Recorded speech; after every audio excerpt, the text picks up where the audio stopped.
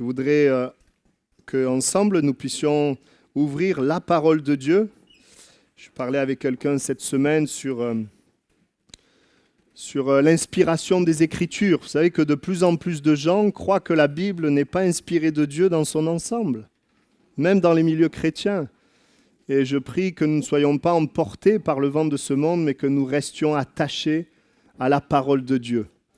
Et la parole dit elle-même que toute écriture est inspirée de Dieu, est utile pour convaincre, pour enseigner, et pour toutes sortes de bonnes choses pour nous.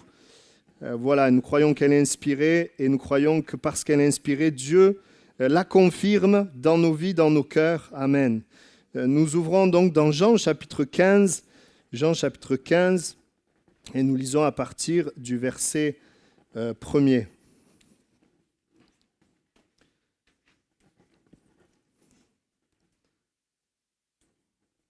Voilà, nous attendons au Seigneur les uns les autres pour que, par son esprit, il puisse parler à chacun de nos cœurs. Je suis le cep, je suis le vrai cep, et mon Père est le vigneron. Tout sarment qui est en moi et qui ne porte pas de fruit, il le retranche. Et tout sarment qui porte du fruit, il l'émonde afin qu'il porte encore plus de fruits. Déjà, vous êtes purs à cause de la parole que je vous ai annoncée. Demeurez en moi et je demeurerai en vous. Comme le sarment ne peut de lui-même porter du fruit s'il ne demeure attaché au cep, ainsi vous ne le pouvez non plus, si vous ne demeurez en moi. Je suis le cep, vous êtes les sarments. Celui qui demeure en moi et en qui je demeure porte beaucoup de fruits, car sans moi, vous ne pouvez rien faire. Amen. Voilà, c'est le titre de mon message, ce dernier verset. Sans moi, vous ne pouvez rien faire. Voilà, mais avec moi, on peut faire les œuvres de Dieu. Alors, je crois que, vous savez, quand on rencontre Dieu et qu'on est au contact de l'amour de Dieu, eh bien, c'est la logique de l'amour. Quand on est aimé, il y a le désir d'aimer. Et quand on a réalisé que Dieu nous a aimés, eh bien, il y a dans notre cœur le désir d'aimer Dieu, d'aimer notre prochain. Et le désir aussi pour nous, enfants de Dieu, pour ceux qui ont goûté à l'amour, eh bien, de porter beaucoup de fruits. De porter beaucoup de fruits. La Bible nous parle du fruit de Dieu. Alors, il y a ce qu'on appelle le fruit de l'esprit de Dieu. On pourrait aussi étendre à d'autres choses, mais je vais rester sur cela. Le fruit, c'est une image ici, mais ça nous parle en fait de tout ce qui est de l'œuvre de Dieu. Et on connaît le texte, le fruit de l'esprit, c'est l'amour, la paix, la joie, la patience, la bonté, la douceur, la maîtrise de soi. Selon les traductions, les mots changent un peu. Et on se rend compte que ce fruit-là, ce sont des choses qui bénissent nos cœurs. Amen. Quant à la paix, l'amour, la maîtrise de soi, la joie. Mais en même temps, ça agit dans nos circonstances. Ce que tu vis, par exemple, si tu vis la paix, dans ta manière de parler ou d'agir, ça va influencer. Ça va changer. S'il y a la maîtrise de soi, dans les conflits, ça va changer aussi les choses. C'est-à-dire que l'œuvre de Dieu, c'est une œuvre qu'il fait en toi, mais aussi au travers de toi. Et c'est ça qui est précieux pour nous. Et on dit, Seigneur, oui, on veut porter beaucoup de fruits. Amen. Mais la vérité, c'est que même si plusieurs d'entre nous ont le désir d'aimer Dieu et font même des bonnes choses pour Dieu, ils ne voient pas toujours cette vie de Dieu en eux. Et parfois, au lieu de porter du fruit, on se dessèche. Et il n'y a pas de jugement, d'accusation, on se dessèche. On a l'impression que le fruit est absent. C'est vrai, on aimerait en un claquement de doigts que le fruit arrive. Mais vous savez que la botanique nous enseigne que le fruit ne vient pas comme ça. Pourtant, on a goûté à l'amour de Dieu, on aime Dieu. Et pourtant, Dieu est même présent. Amen. Parce que quand on a accepté le Seigneur, il vient habiter en nous. Il est présent. Mais on a besoin que ce Dieu-là, il se manifeste en premier dans nos cœurs. Et c'est la vision de l'Église, je le rappelle, de chercher en premier le royaume de Dieu et sa justice, que son règne vienne.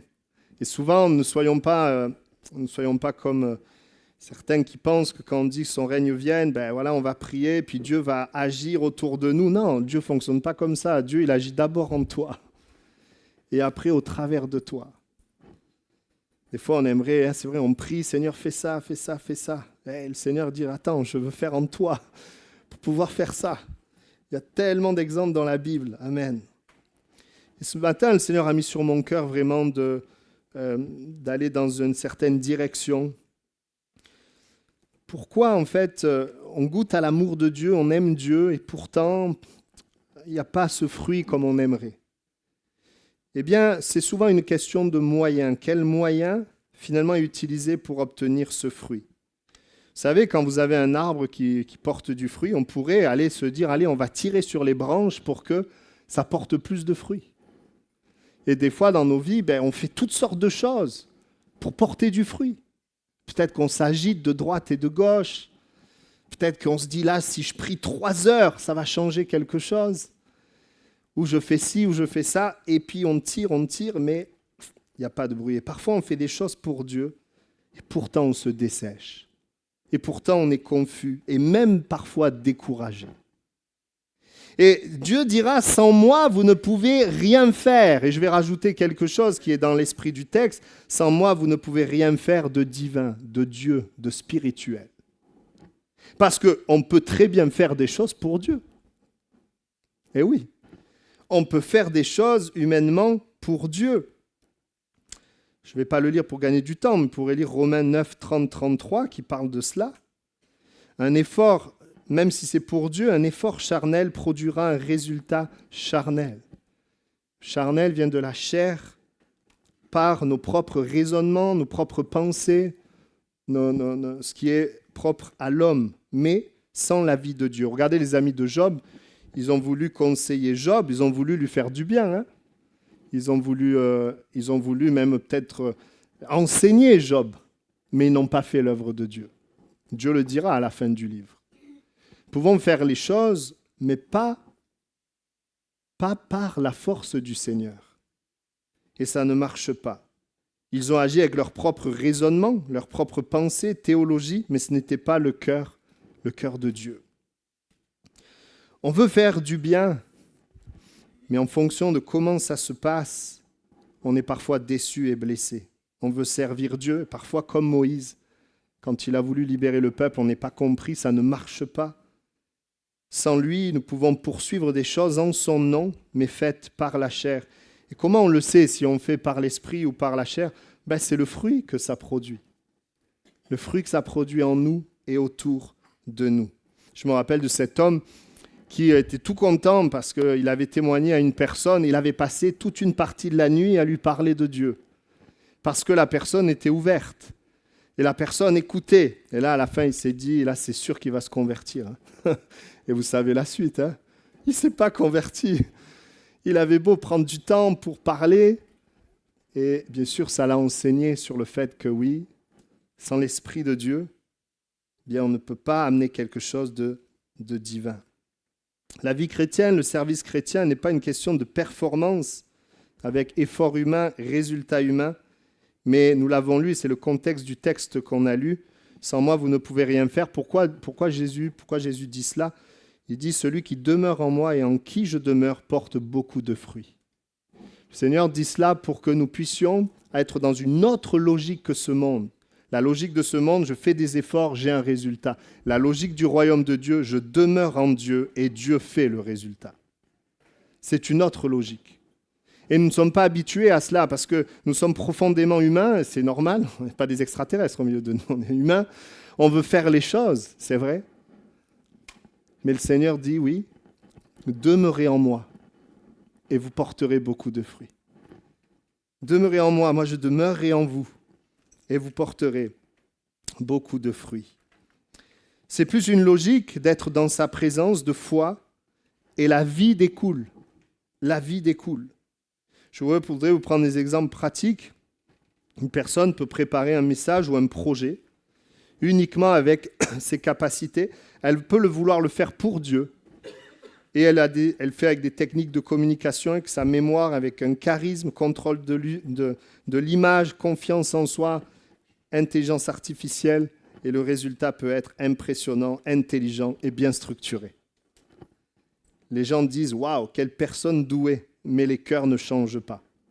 Il n'y a pas de paix, pas de profondeur, pas de vie intérieure. C'est juste une performance humaine.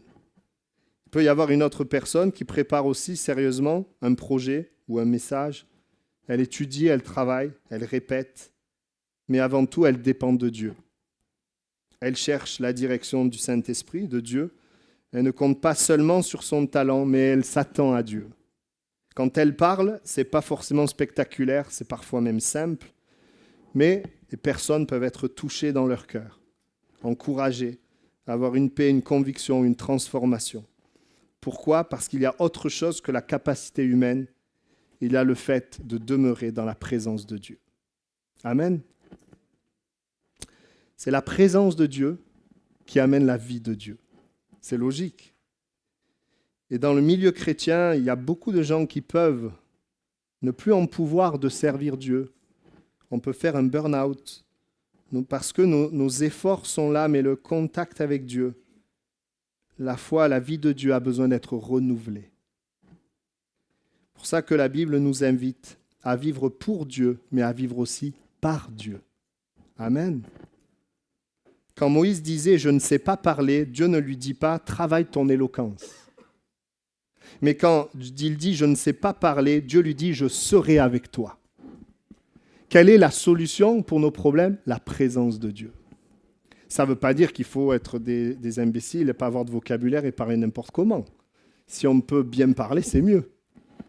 Cette semaine, ma femme m'a fait des remarques sur le vocabulaire. Mais oui, des fois, je manque de vocabulaire. Mais ce n'est pas grave, ça. L'important, c'est qu'on comprenne. Quand tu élèves ton enfant, tu peux le faire avec ton effort humain seulement. Les techniques, tu peux essayer d'amener un contrôle, et ça marche sur les petits. Mais quand il devient adolescent, ça marche moins. Les cris, la pression, les règles seulement, ou alors la gentillesse à tout prix. Et l'enfant obéit parfois extérieurement, mais la relation se dégrade. Et là aussi, le parent peut aussi décider de s'approcher de Dieu, de chercher la sagesse de Dieu, de prier pour son enfant, de dépendre du Saint-Esprit. Alors il peut recevoir un équilibre entre amour et fermeté, une patience surnaturelle. Moi, souvent, les gens me disent « Ah, t'as 6 enfants, bravo, bravo. » Mais ce n'est pas la peine de m'applaudir, parce que moi, je vous assure que Dieu travaille. Et qu'en fait, moi, avec mes 6 enfants, je dis « Seigneur, j'ai besoin de plus de ta présence, plus de patience. » Les parents disent « Amen. » Dépendre du Saint-Esprit, alors il peut recevoir discernement, paix dans les conflits, une parole au bon moment. Et le Seigneur voudrait t'inviter ce matin à combattre dans tes combats, pas par tes propres efforts, mais en demeurant dans sa présence, par la présence de Dieu. Pour cela que le texte dit « Demeurez en lui ». Et Zorobabel dira « Oui, ce n'est ni par la puissance, ni par la force, mais par mon esprit ». Et j'aimerais te dire, voici la clé, voici ce qui est important pour toi dans tes combats, c'est ta présence avec sa présence. Et quand on parle du fruit, oui, ce sont les buts de Dieu. Et ce message est né avec cette phrase dans mon cœur, si tu fais de ton but sa présence, alors sa présence amènera dans ta vie les buts de Dieu. Si tu mets toute ton énergie pour les buts de Dieu, tu connaîtras la fatigue, la confusion et la déception. Mais si ton but, c'est d'être dans sa présence, c'est de marcher dans sa présence, de demeurer en lui, d'être à son écoute, de pouvoir être en connexion avec lui, alors sa présence amènera dans ta vie les buts de Dieu. Le moyen d'atteindre les buts de Dieu, c'est Dieu lui-même. Et je vais prendre des exemples ce matin. Regardez Jésus, qui dit à Pierre et aussi à Jean et Jacques, « Je vous ferai pécheurs d'hommes ».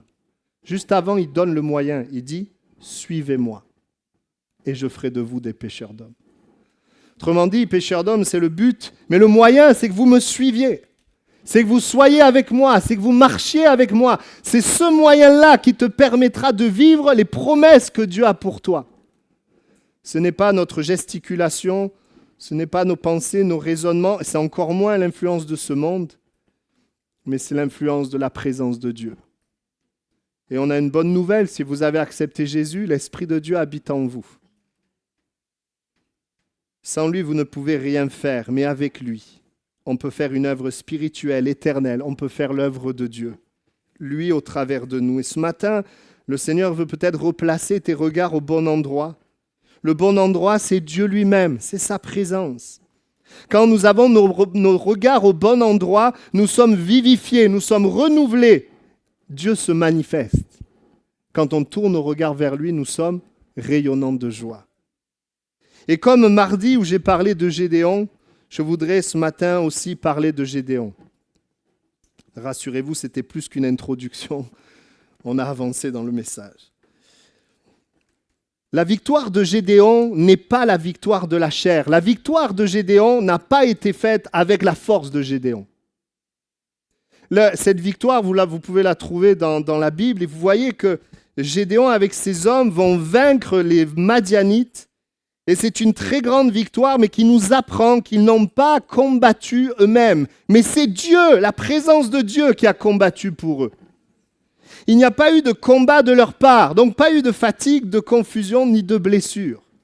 Et ce qui est grand dans ce texte de Juges, chapitre 6, chapitre 7, c'est qu'ils ont gagné, ils étaient 300 contre 120 000, des centaines de milliers. Ils vont gagner avec un ratio de 1 contre 400.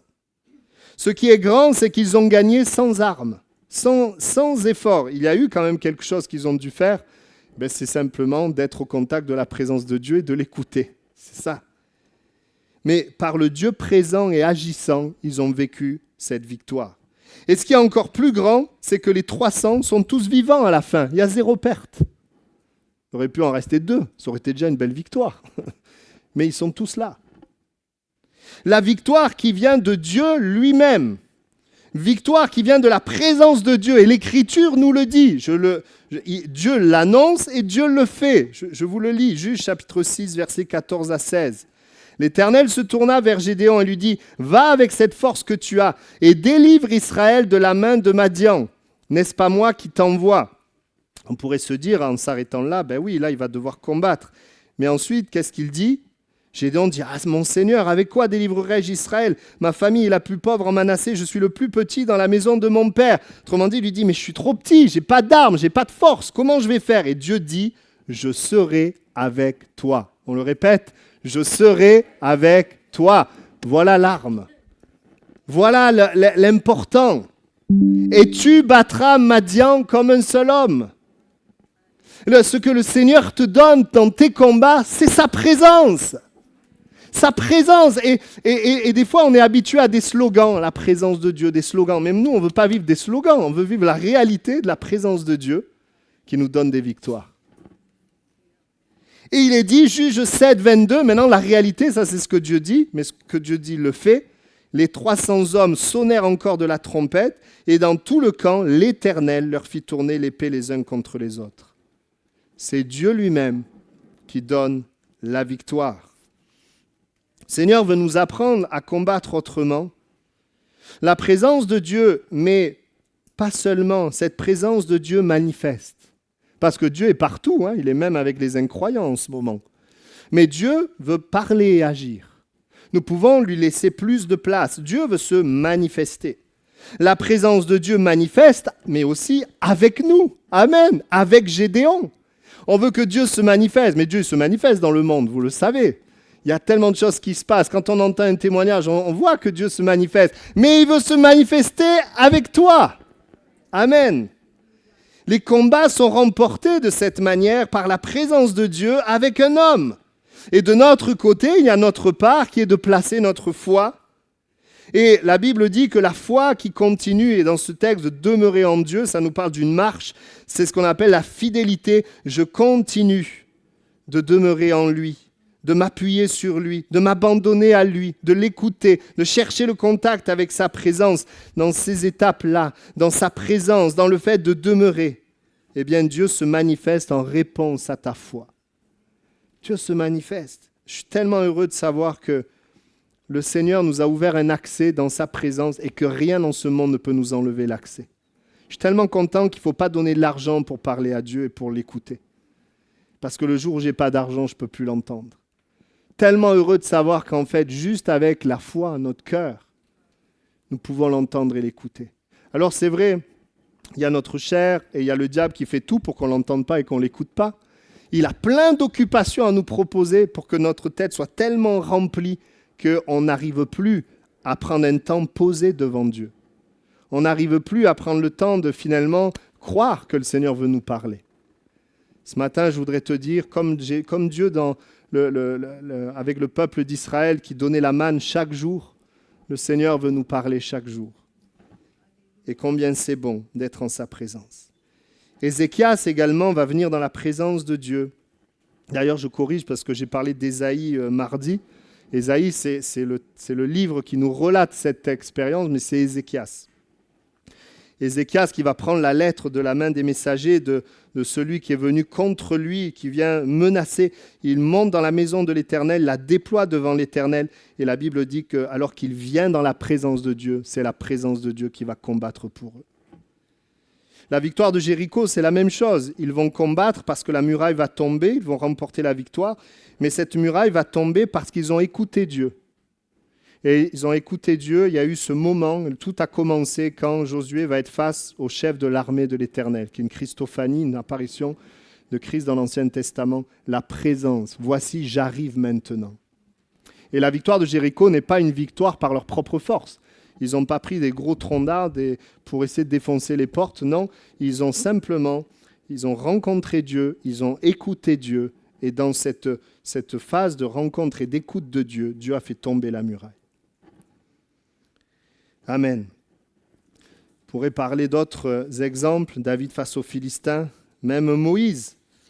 Moïse qui va marcher non seulement pour aller libérer le peuple, mais même dans la marche dans le désert, il y avait toujours cette nuée, cette colonne de feu, la présence de Dieu qui les conduisait. Sans lui, nous ne pouvons rien faire. J'ai encore un peu de temps. Vous savez, des fois, nous nous appuyons sur la parole de Dieu, la prière et l'Église comme moyen de vivre la victoire. Mais je voudrais dire ceci, ces moyens sont bons si ces moyens vous permettent de connecter avec Dieu. Nous avons besoin de connecter avec Dieu. Parce que je peux prier sans connecter avec Dieu. Je peux aller à l'église et être encore dans le film que j'ai vu la semaine dernière. Je peux lire la Bible, mais être aussi dans mes pensées. Mais quand nous lisons la Bible, nous venons à l'église où nous prions, en fait, ce qui est important, c'est que nous réalisions que c'est lui, en fait. Nous le rencontrons. Nous sommes là pour l'écouter, pour recevoir, pour aussi, comme ce matin, lui apporter. Parce que c'est Dieu qui donne la victoire. Et le sens de la prière, de la parole et de l'Église, c'est de rencontrer Dieu et d'être avec Dieu. Dieu ne nous libérera pas juste par une doctrine, même si la doctrine est essentielle, parce qu'elle nous donne la vérité, le chemin. Mais Dieu nous délivrera par sa présence qui agira dans la doctrine. Et ça, c'est important pour chacun d'entre nous, que nous puissions être attachés à Dieu. Et quand nous sommes attachés à Dieu, nous sommes attachés à sa parole. Et on va en parler dans quelques instants. Dieu veut nous rencontrer pour combattre pour nous, pour qu'on se repose sur lui, pour qu'on entende sa voix, pour qu'on lui fasse confiance. C'est pour cela que Jésus, avant d'amener ses disciples à servir Dieu, ne les a pas amenés dans un camp d'entraînement, mais Jésus les a amenés dans la présence même de Dieu. Et là, alors qu'ils étaient en train de prier, le Saint-Esprit est descendu sur eux. Ils avaient besoin de cette présence qui allait les guider, les diriger et les faire avancer dans l'œuvre de Dieu. L'Esprit leur a mis une assurance, a permis de porter du fruit et il y a eu la victoire sur l'incrédulité. Dieu a donné. Oui, Dieu est partout, mais nous pouvons quand même passer à côté de sa manifestation. Au début, lorsque nous ne le connaissons pas, nous sommes dans notre péché. Et nous sommes loin de Dieu à cause de notre péché, même si Dieu a donné Jésus pour pouvoir nous pardonner. Maintenant, vous savez, quand vous êtes dans le péché, loin de Dieu, Dieu s'approche d'eux quand même. Hein, parce qu'il y a des chrétiens qui prient. Et parce qu'il y a des principes que Dieu a établis, quand le malheureux crie, l'Éternel entend et le délivre de ses détresses. Mais quand je reste loin de lui, je suis limité dans ce que je vais vivre avec Dieu. La présence de Dieu qui agit, qui attire, qui permet le contact avec l'Évangile, mais surtout avec le Dieu de l'Évangile. Les gens, des fois, dans l'Église disent « Ah, il y a une bonne atmosphère ». Non, c'est juste que Dieu est là et se manifeste. Parce qu'à la fête foraine aussi, tu as une bonne atmosphère, hein, mais tu n'as pas une joie profonde. C'est pas la même chose. C'est pas la même chose. Le Seigneur est présent au milieu de nous, présent dans ton cœur, mais il veut se manifester. Il veut te parler. Il veut t'aider. Il veut te consoler. Il veut te soutenir. Il veut te remplir.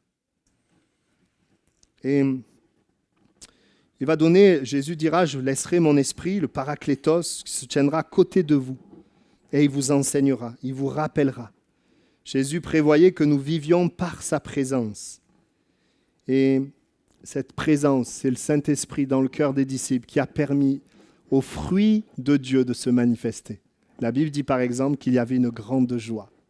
La Bible nous montre qu'il y avait un grand amour au point où ils vendaient leurs propriétés, donnaient pour ceux qui manquaient. Il y avait le fruit de Dieu parce que tout simplement Dieu était là et se manifestait.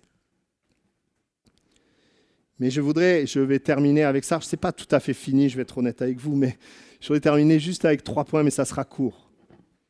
Dieu n'a pas dit qu'il serait avec nous qu'au moment de la victoire. Mais Dieu est avec nous tous les jours. Même dans le combat, même dans la souffrance. Et voyez, dans l'histoire de Gédéon, Dieu a été présent avec Gédéon pour lui donner la victoire, mais Dieu a été présent pour convaincre Gédéon que c'était bien lui.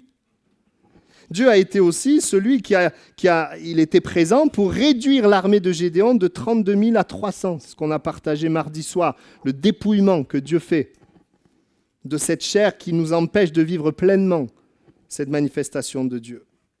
Et Dieu va aussi encourager Gédéon, il va lui dire, si tu as peur, descends dans le camp d'ennemis avec ton serviteur et tu verras. Et donc il avait peur, il va descendre et il va entendre de la bouche des ennemis que les ennemis vont dire, mais c'est Gédéon qui va nous vaincre.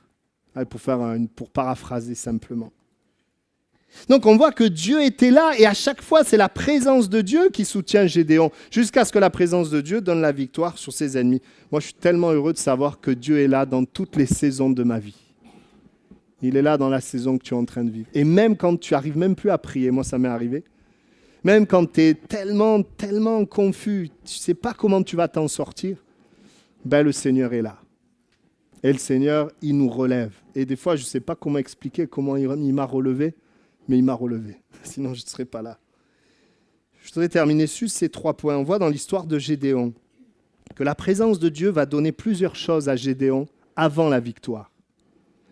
La première chose que Dieu va donner, sa présence va pourvoir une identité. Dieu va l'appeler vaillant héros.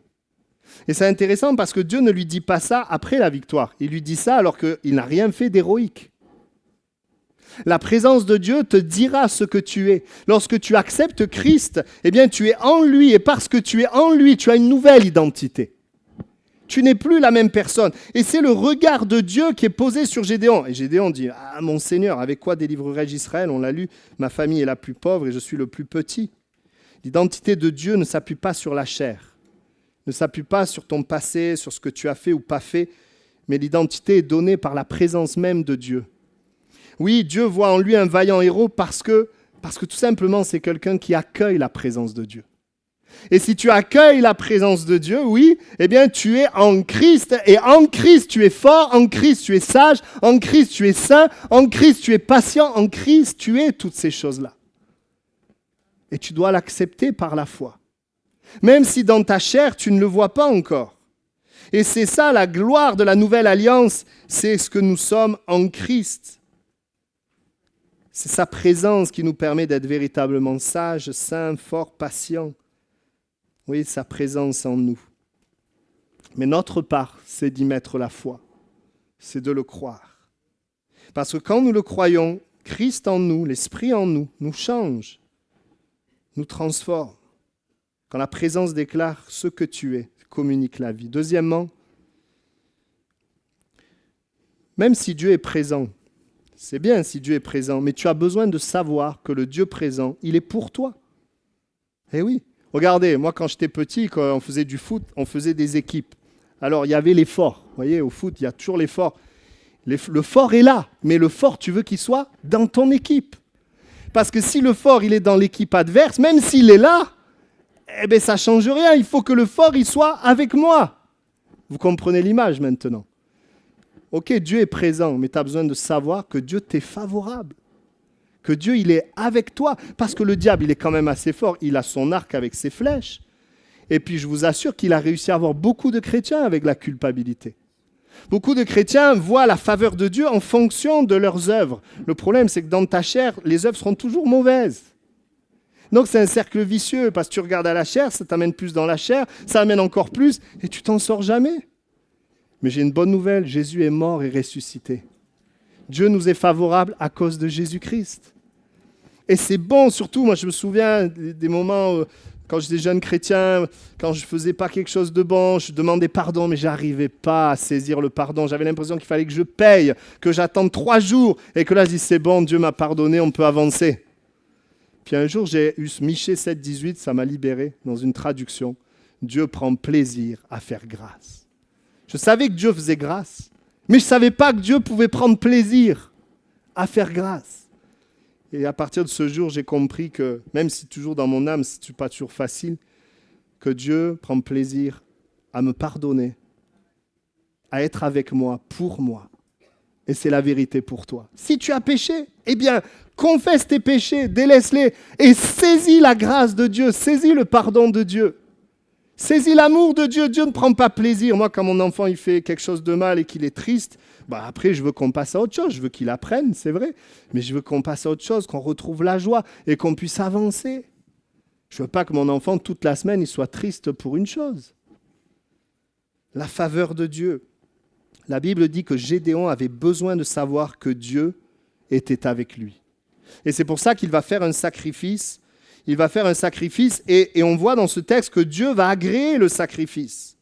Il dira, si j'ai trouvé grâce, c'est-à-dire si j'ai trouvé grâce, si j'ai trouvé la faveur à tes yeux, donne-moi un signe pour montrer que c'est toi qui me parles. Ne t'éloigne pas d'ici jusqu'à ce que je revienne auprès de toi, que j'apporte mon offrande, que je la dépose devant toi. Et l'Éternel dit, je resterai jusqu'à ce que tu reviennes. Et après, il est dit, l'ange de l'Éternel avança à l'extrémité du bâton qu'il avait à la main, toucha la chair et les pains sans levain.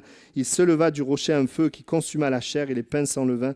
Et l'ange de l'Éternel disparut à ses yeux. Dieu était juste en train d'agir sur l'offrande pour montrer, oui, j'accepte, oui, je suis favorable, oui, je suis avec toi. Et nous avons cette même réalité en Jésus-Christ. Nous qui nous sommes repentis de nos péchés, nous qui avons cru en Jésus, nous avons la faveur de Dieu. La faveur de Dieu. Et cette faveur n'est pas juste les moments où tu es spirituel, mais tu as la faveur de Dieu toute ta vie, en lui. Bien sûr, ça n'enlève en rien qu'on doit veiller sur notre cœur. Et si on ne veille pas sur notre cœur, tu as quand même la faveur de Dieu qui va te montrer, qui va te parler, qui va t'attirer, qui va t'éclairer. Après, à nous de ne pas nous endurcir à la grâce de Dieu. La présence de Dieu, c'est bien, mais on a besoin de savoir que Dieu est avec nous. Troisièmement, Dieu va demander à Gédéon, avant de remporter cette victoire, de détruire l'autel de Baal de son père. La troisième chose que Dieu donne, et on va terminer, c'est que la présence pourvoit à la transformation et que Dieu sanctifie l'instrument avant de l'utiliser. Je voudrais dire ceci, et c'est une réalité. Quand nous marchons dans sa présence, Dieu nous éclaire. Quand nous marchons dans sa présence, nous voyons ce qui est bien, ce qui est mal. Quand nous marchons dans sa présence, Dieu nous amène à laisser les choses qui sont en dehors de la parole. Les choses pourtant pour lesquelles nous faisions corps. Parce que là, l'autel de son père, c'était une culture. Ils étaient dans une certaine culture, ils avaient ajouté ça. C'était quelque chose qui passait. Vous voyez, la culture, dans notre monde, on a différentes cultures. Et dans les cultures, il y a des choses qui sont bonnes, qui ressemblent à la parole de Dieu. Et puis il y a des choses qui sont contre la parole de Dieu. Et des fois, on est chrétien, mais notre culture est au-dessus de la culture du royaume de Dieu. Mais vous savez, quand on devient chrétien, la culture du royaume de Dieu doit être au-dessus de notre culture. Si dans la culture française, on n'est peut-être pas on n'est pas toujours hospitalier, par exemple, dans la culture du royaume, on est hospitalier. Et le Saint-Esprit, la présence de Dieu va nous amener à agir et à vivre selon cette parole. Dieu nous a donné la parole pour que nous sachions comment vivre, ce qui est bien, ce qui est mal. Ce qui plaît à Dieu, ce qui ne plaît pas à Dieu. Et nous devons accepter de perdre ce que le monde appelle sage. Amen. Accepter de renverser les choses qui ne correspondent pas à la parole de Dieu. Parce qu'aujourd'hui, il y en aura de plus en plus, ce qu'on appelle l'apostasie. Il y aura de plus en plus de mélange. Mais voyez, quand on veut vivre la victoire, qu'est-ce que Dieu fait? Il enlève le mélange. Et ce mélange, il n'est pas enlevé par le légalisme en disant « il faut faire ci, il faut faire ça ». Ce mélange, il est enlevé quand tu es dans la présence de Dieu. Parce que si tu es vraiment dans la présence de Dieu avec un cœur disposé, crois-moi que le Saint-Esprit te montre, il te parle. Il te dit ça, laisse-le, abandonne-le. Cette manière de penser, parfois il faut quitter la maison de nos parents. Il y a des bonnes choses chez nos parents, mais il y a des choses que nous avons peut-être acceptées qui ne sont pas du royaume de Dieu. J'ai une bonne nouvelle pour toi, tu as un nouveau père, c'est Dieu. C'est lui que tu dois écouter. Et il devait renverser l'autel de son père. Ce n'était pas facile, mais il l'a fait. Il l'a fait. Et quand il l'a fait, eh bien, la présence a continué. La présence de Dieu, de le conduire et de le guider, de le diriger. Vous savez, il veut vider notre cœur de présence étrangère pour remplir notre cœur de sa présence. On voit Saül par l'orgueil, le fait de plaire aux hommes, le désir de royauté. Eh bien, il n'a pas pu, il a laissé ce mélange, il n'a pas pu continuer. Il n'a pas pu continuer. Et moi, je crois vraiment, Dieu a voulu lui parler, mais malheureusement, il est resté mélangé. Et après cela, plus de service. Vous voyez, il n'y avait pas l'obéissance, pas l'humilité. La défaite de Haï, c'est également à cause du compromis. Après Jéricho, ils ont une grande défaite parce que Dieu avait dit quelque chose. Oui, la présence avait accordé la victoire, mais la présence de Dieu nous dit ce qui est bien, ce qui est mal. Et je termine. Et à Haï, il y en avait un qui n'avait pas écouté. Quand ils vont combattre, ils vont avoir une défaite. Et dans la présence de Dieu, Dieu va éclairer et montrer, voilà pourquoi il y a eu la défaite. Mais bien aimé, tout se règle par sa présence. Mais nous avons besoin d'aller à lui, de demeurer en lui. On va incliner nos têtes quelques instants. Et nous allons prier. Sans moi, vous ne pouvez rien faire. Mais Dieu dit cela pour nous inviter à demeurer en lui. Tu peux avoir beaucoup de prières faites à Dieu, mais une des plus belles, c'est celle-là, Seigneur. Moi, en tout cas, c'est le cas depuis des années. Seigneur, je veux demeurer en toi. Il y a cette chair qui m'en empêche. On est dans un combat. Le chrétien vit une tension. Il y a ce monde avec tout ce qui se dit, qui est là comme un courant. Mais la présence de Dieu est un courant plus fort. Et si tu es dans sa présence, tu ne seras pas emporté. Les buts pour sa gloire s'accompliront par sa présence et non par tes efforts. Faire des efforts pour Dieu, ce n'est pas forcément négatif dans le sens où c'est comme ça qu'on arrive à comprendre qu'en fait j'ai besoin de lui. Et tous, on a tous ça en nous. On fait des efforts, mais on a besoin de comprendre qu'on a besoin de lui. Et dans sa présence ensuite, quand il nous parle, oui, on va faire nos efforts, on va agir, mais cette fois-ci, l'action ne sera pas nos efforts avec comme qui sera l'origine, ce ne sera pas l'homme, mais l'origine sera ta foi en Dieu. Le résultat sera différent. Accueille-le, reconnais-le. Amen. Seigneur, ensemble, nous te remercions pour ta présence. Merci parce que tu nous offres une nouvelle identité. Tu nous offres ta faveur et une transformation que la chair ne peut pas nous offrir. Seigneur, nous croyons que dans les combats que nous vivons en ce moment, Seigneur, nous croyons que c'est par ta présence que nous allons vaincre. Non seulement nous allons avoir la victoire, mais avant cette victoire, ta présence va nous donner ce qu'il faut pour pouvoir avancer dans la joie, dans la paix. Seigneur, bénis mes frères et sœurs ce matin, bénis l'église d'Albi, tous ceux qui nous écoutent, afin qu'ils arrêtent d'essayer de faire sans toi, mais qu'ils puissent, Seigneur, demeurer en toi. Je te prie pour que plusieurs puissent, Seigneur, s'abandonner à ta présence. Et Seigneur, que nous puissions être aussi dans ta présence, les hommes, des femmes qui t'écoutent. Merci Seigneur. Amen.